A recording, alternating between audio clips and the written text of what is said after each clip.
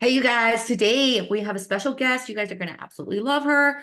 Her name is Jennifer Isom, and she has such a unique brand and business and how she helps people. So she's going to share with us, and I can't thank you enough for coming on the podcast today. Absolutely. Thanks for having me. Getting used to how business is done nowadays in these new little environments is always super cool. So I appreciate you inviting me. Absolutely, right? I love to be able to connect people and to share your message with my audience because the podcast is Craving Consciousness, and we're all of us are on this journey to like discover ourselves and discover what life really is about. And so many of the audience members are on a healing journey, and there's so many Oh, different modalities now that are so fascinating. So I love to have people like you on here to share what it is that you do, right? So can you share a little bit about your business? yep, absolutely. So I have been retired from the military for quite some time, but transitioning from the military to civilian life was, gosh, it was really bumpy. And in that span of time, I leaned into more natural medicines. And I started out with a CBD business, which is now just a little boutique. Keeping up those skills, but it also developed into a mushroom medicine cultivator. It was my son who first told me he was interested in cultivating mushrooms. So, of course, as a mom, I'm like, what? And keep in mind, this was 7 years ago, 8 years now, before you see articles everywhere today. But back then, it was budding, if you will. It was just starting to bloom. So, anyway, as he progressed into learning about cultivating, I ended up leaning into the coaching side of it because I was really interested in how this was helping veterans. Um, I Oh, was really first impressed when I found out Johns Hopkins had a whole psychedelic study going on. They have a whole division, Johns Hopkins University. And so that's what had me leaning into looking into more research and how it helps veterans with PTSD. Ever since I've retired from the military, um, you feel very clear in your purpose when you're active duty. And then when you retire, you just feel like where do I go? What do I do? Where do I wow. exert energy? I never even And thought of that, but that's true yeah, because you have this one job, this one duty, and then all of a sudden you're out. It's almost like if somebody was in prison, right? Like they yeah. come out of prison and they're like, "Who am I?" Well, it's absolutely true. I found initially um, not knowing where to focus that energy. It was just so easy to get behind a purpose, get behind what I was doing, and I was good at it. And then I got out and I realized I'm not good at this civilian thing.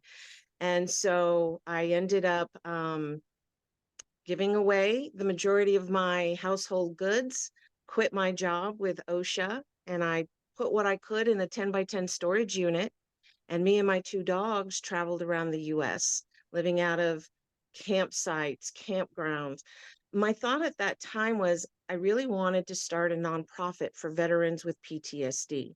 I wanted to create a retreat environment where you can get immersed with some healing things. And I knew there was already a lot of people around the US that were already doing this. So I thought, let me hit the road and do my gap analysis. In other words, I'm going to go out there, find out where the gaps are. Someone may have a great program in this one section, maybe not so great here, whereas someone else has a great program in that same spot. So I thought I'll go around, I'll collect the best of the best and create my own program. Little did I know it was actually all about my healing. I did learn a lot. I learned so much. I think I visited 13 different nonprofit organizations all around the US. Wow.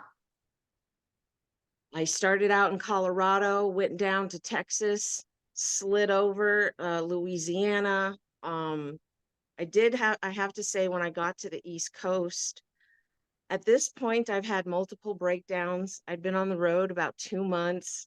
Um, oh my gosh, who am I? What is my life anymore? When you spend 24/7 with yourself, Yeah, all the demons come out, all the angels come out, but the demons are the loudest in the beginning, they haven't been heard in a long time. So anyway, I hit the East Coast and I just buckled, and I called up my best friend and I was like, Simeon, I don't know what I'm doing. What's going on? What have I done? What have I gotten myself into? And she goes, oops. She said, something that you told me. So sorry about that. that's good. We're precariously positioned here right now. So, but what she said was, you told me the beauty of your plan is that it's your plan. So you can pivot at any time. And just like that, in one sentence, I was like, oh, oh yeah.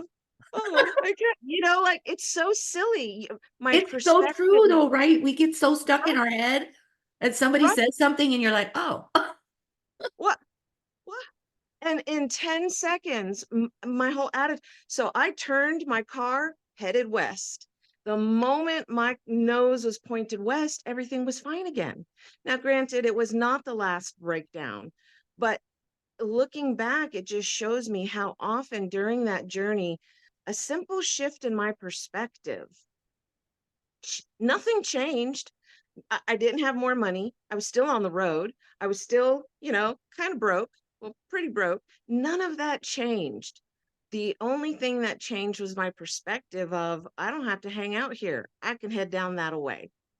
So again, years later, I think that's why because shift happens is my tagline. All along this journey, it was all about shifts in my perspective, especially when my environment didn't change. I was still stuck. I was still here. I was still this, and just because it shifts once, just because you have this glorious moment where it shifts for you, my gosh, it doesn't make it easy every single time. Every single shift is a struggle, but I think that's how we earn the new direction.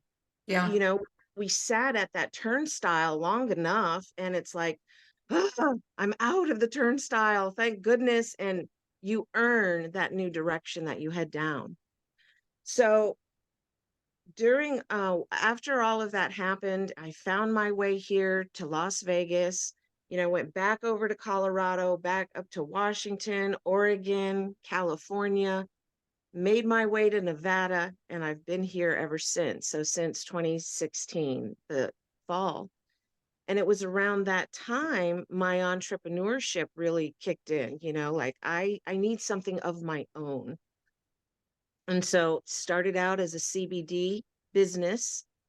And man, although I was the first one talking about it in my little close group of friends, the whole world discovered it at the same time, and the industry just flew right by me.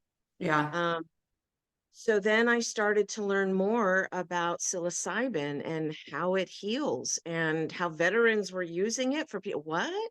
I need to know about this. So my son started to learn the cultivation side while I started to learn, just reading all the journal articles I could, really trying to come at it from more of the who's doing the studies. You know, I am a soft sciences kind of girl, but I still lean on the sciences, show me, tell me how, why, what's connected from A to B to C that makes D happen. I want to know these things. yeah, I started to learn more on that side while he started to cultivate. And before you know it, our terminology, my message started, the more I talked to people, the more I would help people, my message started to form itself, my business idea. And so what I have now is what I like to call it's the Inner Edge Travel Agency. And I am a travel agent. Right now with psychedelics booming, there's so much information out there. And along with that comes people with the greatest of intentions. But that doesn't necessarily mean that's the best way to do it, right? hmm, When I was on the road and I was going to all these retreats for veterans with PTSD, some of the best intended people, best intentions, but it was really kind of only a drop in the bucket. And um, more was needed, a bigger community, a Right. bigger village of people, right? Not just this one weekend here or this one, 3 or 4 day retreat. It starts the healing. It can stir up a lot of shit and you go back angrier than you were even before. Yeah.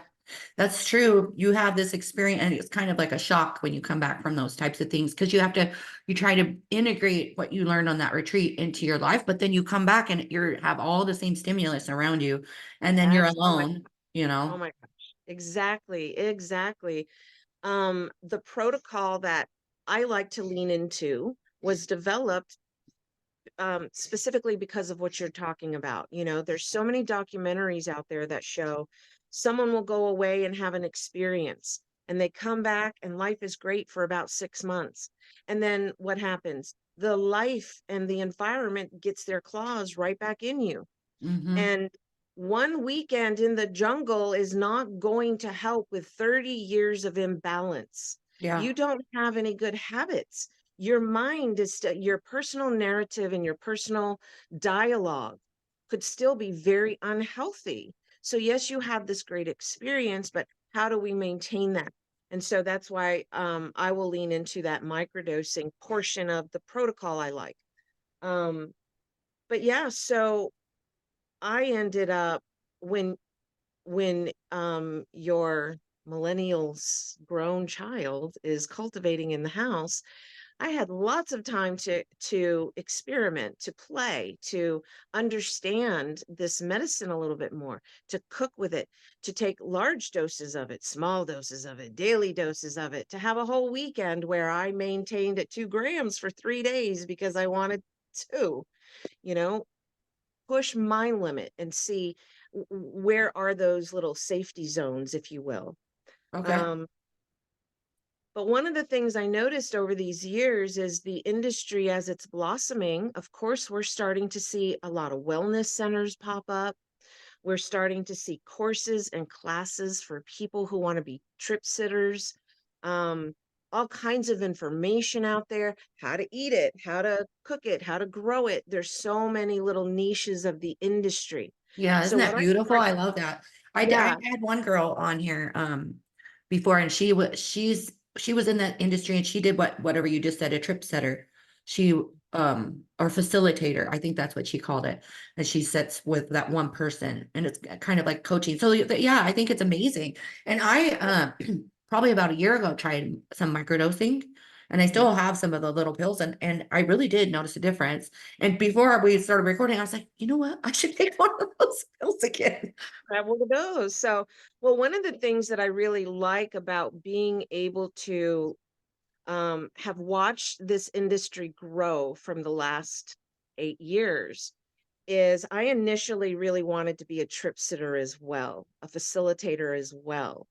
And the more I leaned into the space, the more I realized I do not. I, Right. I think there's definitely a space for that. But for me, and the way that I teach is it's 100% consent.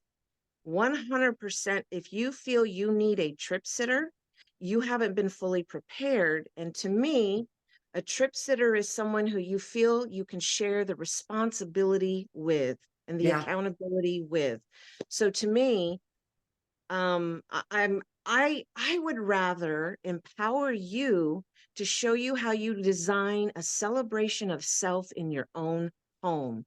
I don't want to hold your, I don't want to, Hold your I am energy for that a long. Yeah. travel agent. That's If what I you were, think is great if about all these niches, right? You know yeah, what I mean? because Yeah. if you were to book a trip to, Italy, your travel agent does not go on that journey with you. And there's hundreds of reasons of why I think it's important to empower the individual home traveler because right now, who's got $3,000 to go to a wellness center and who's got the time to take off of work? And here's another, for me, a really big benefit of learning how to travel, solo travel. our imbalances or our safe spaces at home. So isn't that the safest space you're going to feel to Feel do a safe. journey? Am I really going to want to go to Costa Rica just so I can leave Costa Rica? Mentally, you're going to check out once you get there. Why? Why spend $4,000 when you can spend $200 and understand how to do it? To me, that's where you would best have, no matter who you are, if you work in the energy arena, knowing that somebody is present in your home alone is going to change how you function. It's the whole thing about quantum physics and understanding energy. Even knowing you're being observed, even if it was just on cameras and nobody present, you're still going to change how you do things. That's true. Very often, the reason why people had, I had that bad trip. I say there is no bad trip. There are only journeys you weren't prepared for. And the Ooh, I biggest like one, that. and the biggest one is people think that mushrooms are uh, a social drug.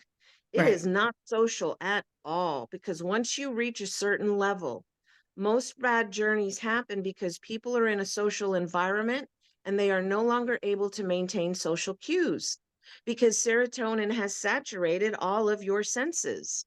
And so you could be here tripping your ass off just fine. You are just fine. But because everybody around you is seeing how you are, because and they start laughing, well, now all of a sudden your trip is ruined. You're like, oh my God, it was bad. People were laughing at me and I couldn't move. I felt like I was stuck in glue. Well, of course you were, because you were on mushrooms. So not understanding the levels. Um, Doing a celebration of self in your own home where you can be in bra and panties if you want because there's no one in the house. And I've prepared my environment. My home is clean, it smells fresh. I have a charcuterie board set up for me. My bedroom, low lights, my eye mask is ready. It is a celebration of yourself.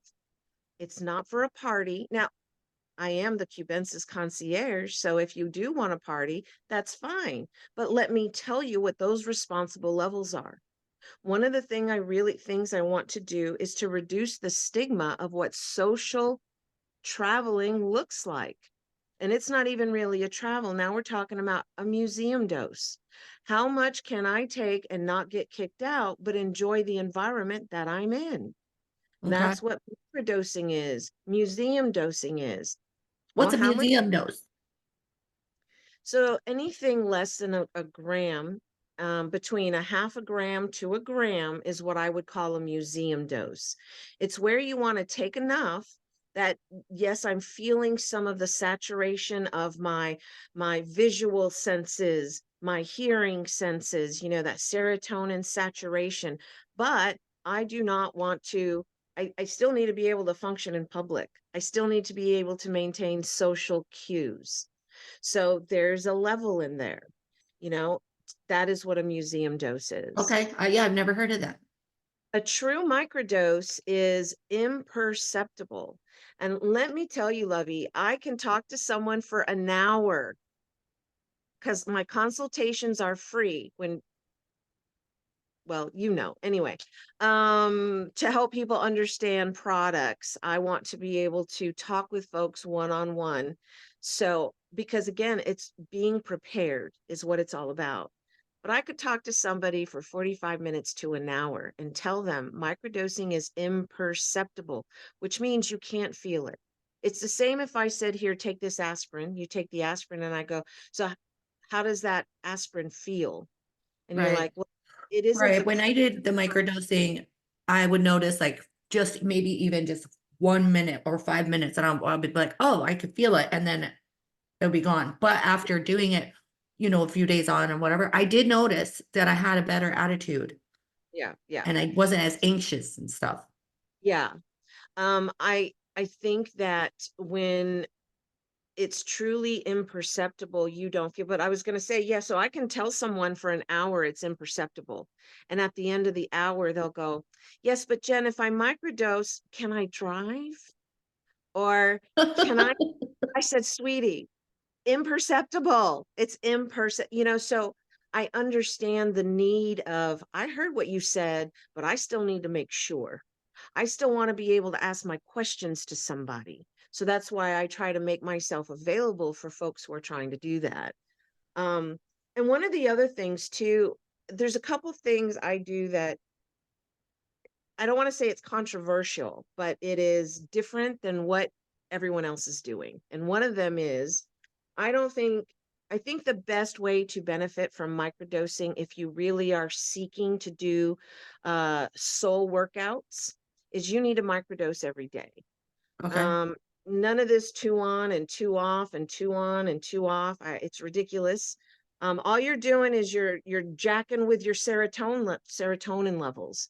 It's like if you were prescribed Zoloft, which is an SSRI, and your Right. doc said take two on and two off, two on and two off. That is not how you elevate serotonin levels. You want to elevate them and you ride it out at that level. So people will talk about, yes, but if you take it every day, you're going to raise your tolerance level. That's correct. That's what you want to do because you're raising your serotonin levels because I got work to do. I got to go work out in my spiritual dojo, which means I've got to unpack some freaking baggage, which means I need a little bit of a supplement. So what I say your microdosing is like a pre-workout shake. If we're going to go to the gym and we want to get buff, what are you going to do? You take that pre-workout shake. What's in it? It is or what is in it are supplements, but it's not like you just take it and you're better. You take it and you have to go to the gym. It is a supplement to your workout. So microdosing is the same thing. You can't just take it every day. Now, there are some people who dabble. That's fine. Nothing wrong with that. But when I have somebody on a protocol because you're trying to make some shit happen, personal stuff inside, we're not going to dabble. So if you were to drink a pre-workout shake every day for 30 days, but not once go to the gym, at the end of the 30 days, you're going to go, but why am I not swole? Well, what workouts did you do? So for inner edge travel, microdosing, it's what you do to help unpack your emotional baggage. What do you do to get those spiritual workouts in, to go to your spiritual dojo? It's not just taking a pill and just saying, okay, we're good. But So when you but say spiritual dojo, what do you mean? so doing your spiritual work, Like doing journaling or meditation or okay. yeah. So one of the things that I talk about is when you go on a journey, and by journey, I mean 3.5 grams or Okay. more, right? We're not talking museum dose, and I'm not talking um uh a dose where, yeah, I'm at a festival and I really want to enjoy this, but my God, I don't want to be a zombie because look at how much I paid to be at this freaking festival, right? So there's an amount there. But then to me, anything like 3 to 5 grams, those are celebration of self amounts, levels. That means I should be in a safe space. I should be by myself, or at least with people who aren't going to dick with me while I'm, got something happening. To me, a empty home that you've cleaned and you've prepared for your celebration for you. Because guess what they would do if you paid money and you went to 6,000? Your room would be clean. You'd walk into a clean room. The meals would have been thought out ahead of time. So why spend five? Okay.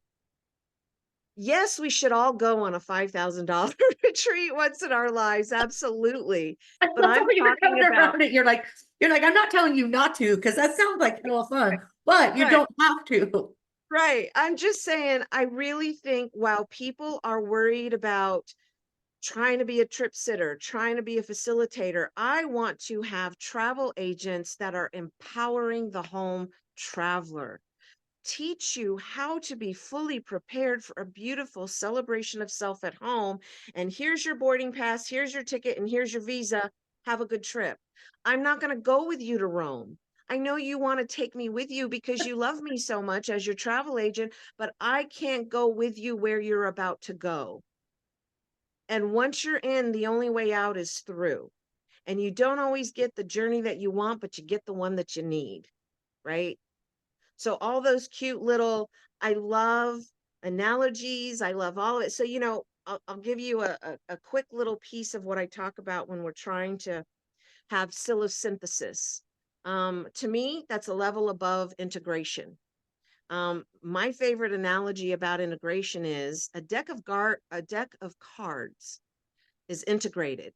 That doesn't mean I'm ever going to see the ace of hearts or that I'm going to get the jack when I need it. I got 52 cards in my hand here, but what do I choose to use? Right? My treadmill is in my garage, right through that door right there. That don't mean I'm ever on it. It's integrated into my home. Okay. And to me, integration is lovely. Integration is saying, oh, it's this beautiful experience I had last summer. But really synthesizing or psilosynthesis of an experience means it changes who I am. I have shifted a perspective. I'm a different person now. To me, that's psilosynthesis, one of my favorite terms. But how do you do that? How do you do spiritual work? How do you do shadow work? Which is what spiritual dojo work is. It's what I was looking for earlier, and the word eluded me. But shadow work was made very popular by Carl Jung. He's a philosopher, theorist, and it just basically says we have all these different identities of ourself. And Hmm. so when we're doing shadow work, what it is we're taking a look at the ugly parts of us or the things that we have judged to be ugly that may not be ugly. But that's why we got to look at it. We got to, so many times we have carried a judgment of ourselves or someone else for decades. But when you do shadow work, what I make you do is, so you've landed, gone on your journey, captain has turned on the fasten seatbelt signs because we're now landing. And now you're going to go to baggage claim. Baggage claim is where you're going to have to take a look at the shit you've been carrying around. Some of us have the four-wheeler, like you have to pay extra money because if you pack it, it's going to be so heavy and it's got the four wheels and and then on top of that, you might have a duffel bag here and a little backpack and oh yeah, that cute little, we just have collected so much emotional stuff. So when you are microdosing now after a journey, remember it's a supplement. Microdosing is a supplement. What am I supplementing? I'm supplementing my soul workouts, which means I have to purposely look at the garbage and the junk that is all up in here, all up in here, all up in here, just in every one of our areas where we're carrying it, right? Once you pull something down from baggage claim, you take it over to your soul dojo. Now you're going to start unpacking things. When you start unpacking things, there are three things you can do with it. It's either garbage, a goal, or a guest. Garbage means I've carried this for decades and I'm looking at it now, an issue, a something, a whatever, you take out your baggage, you take out whatever you got in there. But I'm looking at it now as a 50-year-old woman and I go, I was hurt by that. Of course I was, but I'm still going to giggle because it don't mean nothing anymore. I can't believe. So then what? It's garbage. But I looked at it and I have purposely said it don't mean nothing anymore. I was 20 and a baby, and that other person was also 20 and a baby. So why can I blame them for hurting me when you know what? Their resume didn't show they had any experience or anything to make promises to me as a 20-year-old, right? Right. Some 20-year-old boy goes, we both have terrible families, so I'm going to promise you the world and I'm going to give you this beautiful. What the hell in his background would have ever qualified him? Like today, I would like, let me see your resume. Are you coming from a good family? How do you speak to me? How do you argue? I would know what to look for in the resume. So if it was two 20-year-olds that I accepted a promise that should have never been given, why am I still going to be mad about that? Garbage, ball that up and throw it away. But then the next thing you can do is make it a goal.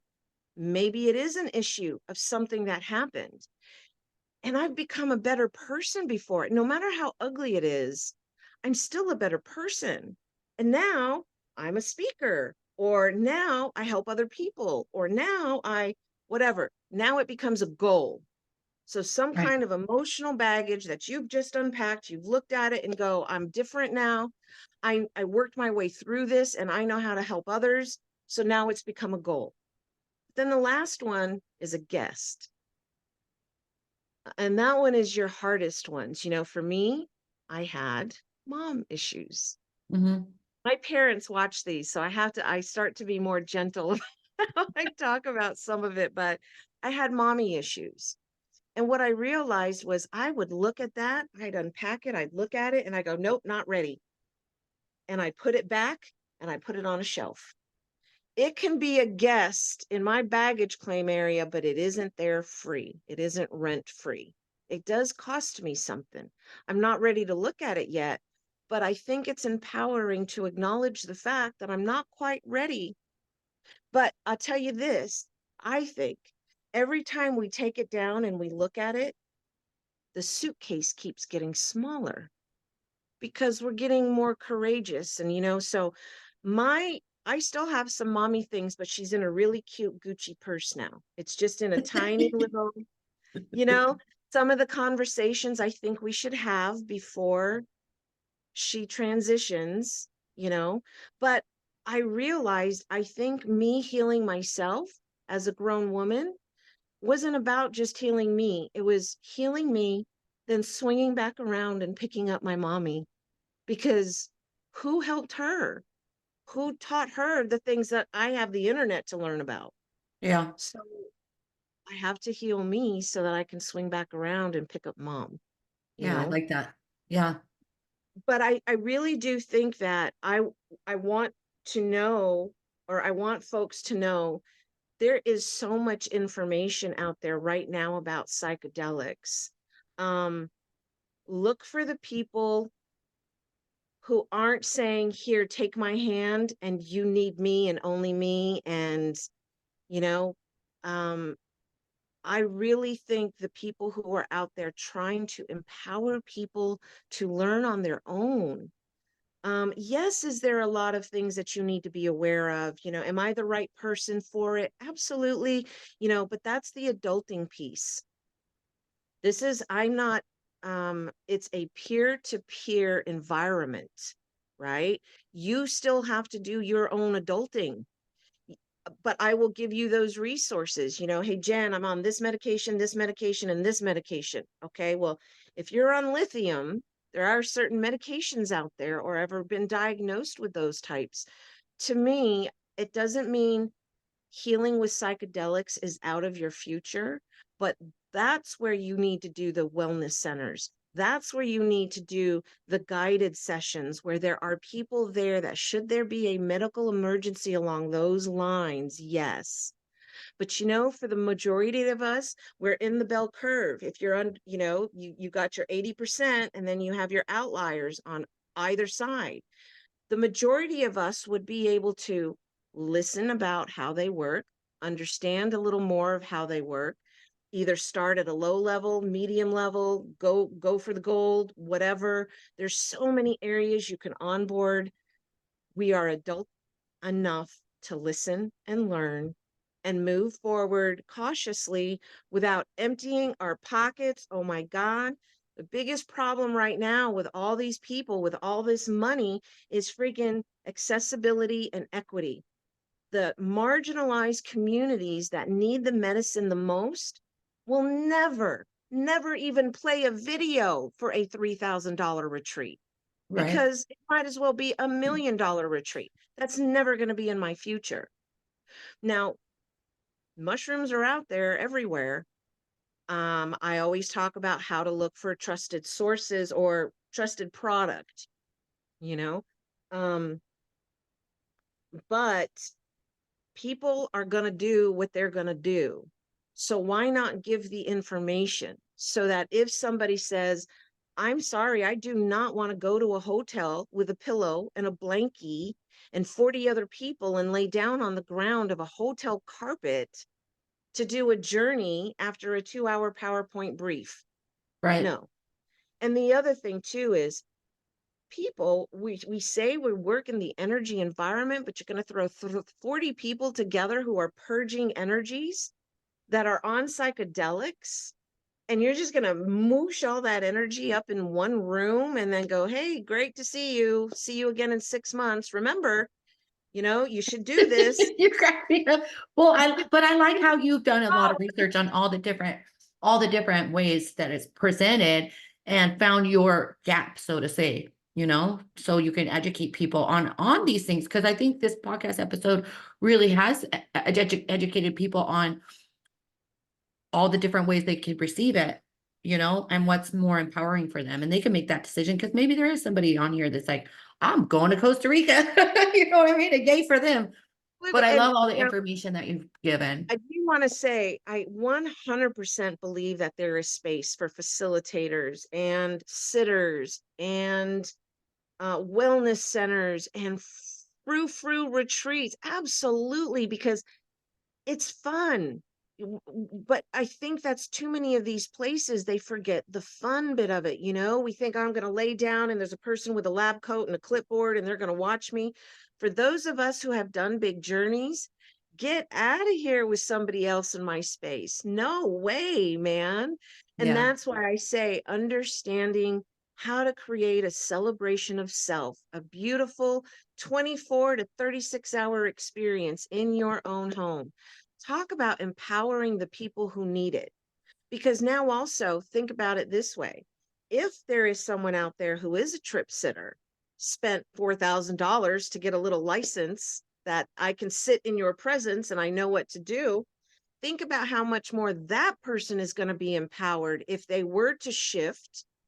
Because I just don't want to pay somebody $500. This is what I tell people now who want me to trip sit. I'm like, oh yeah, I would totally will. But here's what I'm going to do. I will be sitting on, it's $500 for the first 4 hours, and it's $100 for every 2 hours after that. And the whole time, you know what I'm going to do? Sit on your couch and watch TV. Because my energy can't be a part of your space. It just can't. Even if I have the best of intentions, you have some of them, what do you call it? Helicopter parents, there are helicopter trip sitters, there are helicopter facilitators constantly interacting with a person who's on a journey. What are you doing? Stop, be quiet. You might have talked right at this one point where something was happening in my journey. People go, oh, but if I'm scared and someone needs to, what am I going to do for you if you're, because you should have been prepared better. Yeah. And if there's something about, because if you can't calm, see, now I'm sounding snooty. That is not the way I want that to be. I'm just saying I am the dental tech, right? Let's make sure you know how to do all this low-level traveling before you go see the dentist who is in the forest, before you fork over that $6,000 to have an amazing experience. Yeah, just don't let that be your first time. Right. Someone brought up a really good point to me the other day. There's quite a handful of people out there whose very first experience, nothing happened, or it was very muted. Who wants to spend $6,000, go there, and realize you might be one of those people who's going to have a muted experience? Right. This is all really So, good information. So you help people in the online space too. Where can they find you? um, so I just got a new office phone number. So, and my website and texting me. So I'm working on my website right now. When you're the only butt kicker, everything gets prioritized. And so this past 4 weeks, I've been working on cultivation. I cultivate everything myself so that I can put all the love and hi, good morning. But you talk to your babies as they're growing and stuff like that. But Yeah. that means portions of the business have to come through in phases. And Right. so the way Can they find you in the like on Facebook or yep, Instagram? on Facebook, especially if they watch, I'll send you my email, website, and phone number. Perfect. We'll put it in the show notes. Yep, and we'll just put it in there. Right now, until I can get everything as smooth going with, I know, and that's why I was saying at the beginning, I love how you have your things going in that digital space. Um, while I may be years ahead in coaching and cultivation, I am just now taking my first baby steps with getting my online environment more Online conducive. presence. Yeah. Yeah. Beautiful. Beautiful. Man, I Hey, can't thank you enough for coming on here and sharing so much. I learned so much from this episode. I'm so glad. I'm so glad. And I just really want folks to know that information is not illegal. People get so afraid to talk about this thing because, oh, mushrooms are illegal. The transaction of it is what is illegal. Money for product. That's where you get it. But we can talk about it all day. Information is free and information is power. So empowering individuals, heck yeah, anytime. I love it. I love it. Thank you so much. You're welcome.